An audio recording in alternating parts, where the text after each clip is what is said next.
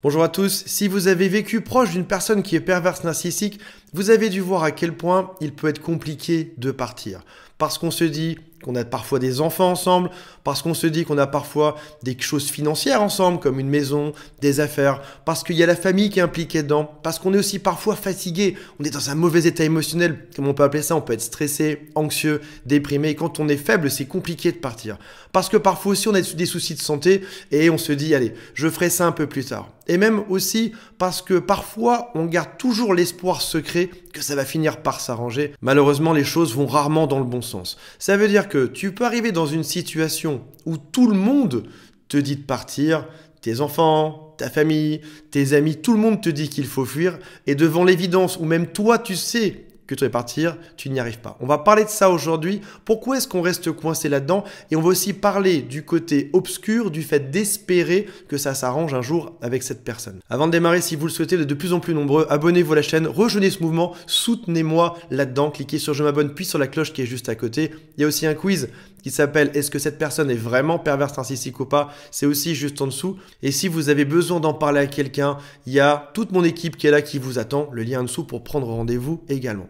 On va commencer par un exemple très concret, plutôt que de faire de la théorie pendant des heures. Si jamais tu annonces à ton pervers narcissique que demain, tu as un gros événement à faire. Par exemple, une grosse réunion de travail, ou par exemple quelque chose que tu dois rendre à ton chef, ou quelque chose ou un rendez-vous important avec des gens, tu peux être sûr d'une chose. Ton pervers narcissique fera tout pour te pourrir ta soirée et te ruiner ton rendez-vous du lendemain. Il va par exemple te parler pendant des heures le soir, il va te rappeler à quel point tu es une personne qui est nulle, il va te rendre fatigué et en effet, le lendemain, tu vas louper cet événement. Comme c'était déjà arrivé une fois, deux fois, trois fois, au bout d'un moment, tu te dis, je vais faire la chose suivante, je vais moins l'impliquer là-dedans, je vais moins lui en parler. Et tu finis par lui parler de la pluie et du beau temps. Ah, il fait vraiment très très beau aujourd'hui. Parce que tu sais que quoi que tu mettes dedans, si tu lui confies tes problèmes, il va s'en servir contre toi. Si jamais tu lui parles de ta vie professionnelle ou de tes amis, il va s'en servir contre toi. Donc t'en viens finalement à ne plus rien dire. Alors est-ce que cette relation est intéressante? La réponse est non, bien évidemment, parce que tu ne partages plus rien. Tu n'as plus de ce qui s'appelle de connexion émotionnelle. Et pourtant, même en réduisant les sujets, les disputes continue. Alors, combien de temps est-ce que cette situation sera supportable? J'ai des clients qui m'ont dit que ça pouvait durer quelques années, d'autres quelques dizaines d'années, et d'autres qui m'ont dit ça a duré toute la vie. J'ai aussi entendu des phrases comme « je peux tout supporter, je suis une personne qui est costaud » ou alors « je deviens résistant au mal, je suis dur au mal » ou alors « tant que pour mes enfants ça va, moi, ma vie c'est pas si grave que ça ». C'est pas si grave, sauf qu'en réalité, il y a des conséquences, comme par exemple le stress qui peut créer de grosses maladies, comme par exemple de l'anxiété, des dépressions, des doutes. Tu dis, est-ce que je dois partir, est-ce que je dois rester? Ou alors de la honte, parce que tu en parles à tout le monde, tu racontes à tout le monde tes problèmes, mais au bout d'un moment, tu as l'impression que les gens te jugent, ou que les gens deviennent fatigués par ce que tu racontes. Eh oui, c'est encore une fois la même histoire, je me suis engueulé avec cette personne hier soir, il m'a fait ça il y a quelques jours, c'est insupportable. Les gens te regardent et finissent par dire, ouais, oui, comme toutes les fois d'avant, on t'avait averti qu'il fallait partir, mais toi tu restes là-dedans. Et au bout d'un moment, tu peux avoir une sensation de vide, tu es comme perdu dans le brouillard.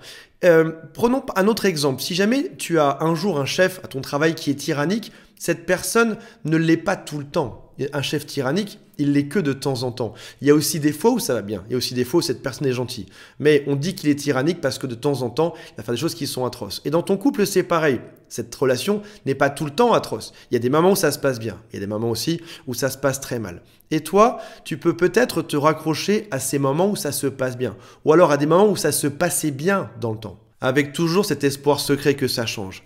Et des questions comme « et si ça venait de moi? Et si le problème venait de moi au final ?» Ou alors « après tout ce que j'ai enduré, après tout ce que j'ai supporté, je veux aller jusqu'au bout de tout ça parce que j'ai encore des doutes. » Ou alors « et si je quittais le navire, si je partais et qu'une autre personne venait et que ça se passait bien entre eux, qu'est-ce qui se passerait ?» Il y a une question à se poser là-dedans. C'est quel est le message que moi, j'envoie à la planète? Quel est le message que toi, tu envoies à la planète? Prenons par exemple tes enfants, si tu en as. Est-ce que tu te verrais leur dire, écoute, voilà, aujourd'hui tu es adulte, je peux te l'avouer, je suis resté avec ton père pendant toutes ces années, je me suis fait massacrer au sens psychologique, mais c'était juste pour des raisons pratiques. Alors ok, j'ai ruiné ton enfance, tu as une vision du couple qui est complètement dysfonctionnelle, tu ne comprendras jamais comment être heureux dans la vie parce que tu nous as vu nous engueuler ou tu m'as vu me faire rabaisser en permanence. Mais pour des raisons pratiques, pour que tu aies un toit sur ta tête, je pensais que c'était nécessaire. La réponse est non. Ce serait atroce de dire ça à un enfant. Et toi, ce que tu veux, c'est que tes enfants aient un bon modèle, d'une famille qui soit fonctionnelle, avec de l'amour dedans, pour qu'ensuite ils puissent reproduire ça par la suite. Quel est le message que tu veux envoyer à tes amis? Oui, c'est vrai, alors, t'es mon super ami, je t'adore, on est vraiment les meilleurs copains du monde, les meilleures copines du monde. Mais je me fais abuser tout le temps, je me fais détruire par un homme et c'est ok. Est-ce que tu veux envoyer ça comme message à tes amis? Tu veux que tes amis soient fiers de toi, j'imagine. Tu veux qu'ils t'admirent, tu veux pas qu'ils se disent mon ami se fait détruire au quotidien et tout se passe bien. Et même pour ta famille, est-ce que tu te verrais dire à ton père ou à ta mère, si tu es encore, écoute maman, oui maman, je me fais rabaisser au quotidien, mais je pense que ça va. Et tu avais peut-être rêvé de ça pour moi dans la vie. Non, bien sûr que non. T'imagines bien ton père ou ta mère, ce qu'ils veulent, c'est que leurs enfants, donc toi en l'occurrence, que tu sois super heureux, que tu sois aimé, que tu sois respecté, que tu aies une vie qui soit saine. Si jamais tu partais, quelle serait la suite de la vie pour le pervers narcissique? Je te rassure, ce serait la même vie qu'aujourd'hui, sauf qu'en réalité, il y aurait une personne qui serait différente. Donc c'est le même scénario, c'est le même script, c'est quasiment la même série, comme sur Netflix. Tu regardes la même chose, sauf qu'un intervenant a changé, c'est un autre qui est là à ta place et qui va vivre exactement les mêmes phases. Love bombing au début, grande phase d'amour, et après ça, descente aux enfers. Et par contre, quelle est la suite de ta vie? Probablement un petit peu de temps pour t'en remettre, et après ça, une vie super heureuse. Imagine que t'es un ami qui vient te voir et qui te dise « J'ai un souci, j'ai une carie, j'ai un souci, ça me fait mal. » Et tu lui dirais « Ben, va voir un dentiste, j'en connais un qui est bon, qui habite dans notre ville. » Il va te dire « Non, non, j'ai mal aux dents, mais je préfère vivre avec ça. Parce que l'idée que ça me fasse mal temporairement pendant 10 minutes, par rapport au fait d'être heureux toute ma vie après avec cette dent qui serait soignée, je trouve ça insupportable d'avoir mal temporairement. » Mais non, tu dirais que ça n'a pas de sens. Va te faire soigner, soigne cette carie et ça ira mieux après. Et quitter un pervers narcissique peut ressembler à aller chez le dentiste. C'est quelque chose qui est pénible sur le moment, mais qui rend heureux à terme. Pensez à une chose qui est contre-intuitive.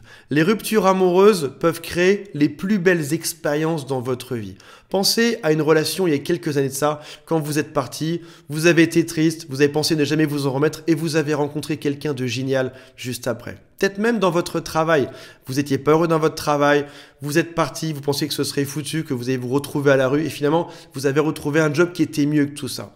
Beaucoup de ruptures dans la vie peuvent mener à des choses qui sont beaucoup plus heureuses. Et si jamais aujourd'hui, tu as besoin d'aide, tu as besoin de soutien, tu as besoin de quelqu'un qui t'encourage, il y a tes amis, on l'a dit, il y a aussi des thérapies, il y a le lien par exemple vers mon équipe qui est juste en dessous, et il y a aussi des groupes de soutien. Il y a plein de gens qui sont là pour t'aider à passer cette épreuve. Voilà mes amis, j'espère que ça vous a convaincu. Rappelez-vous de vous abonner à la chaîne, il y a le quiz qui est juste en dessous également, et on se retrouve très prochainement. Salut à tous, bye.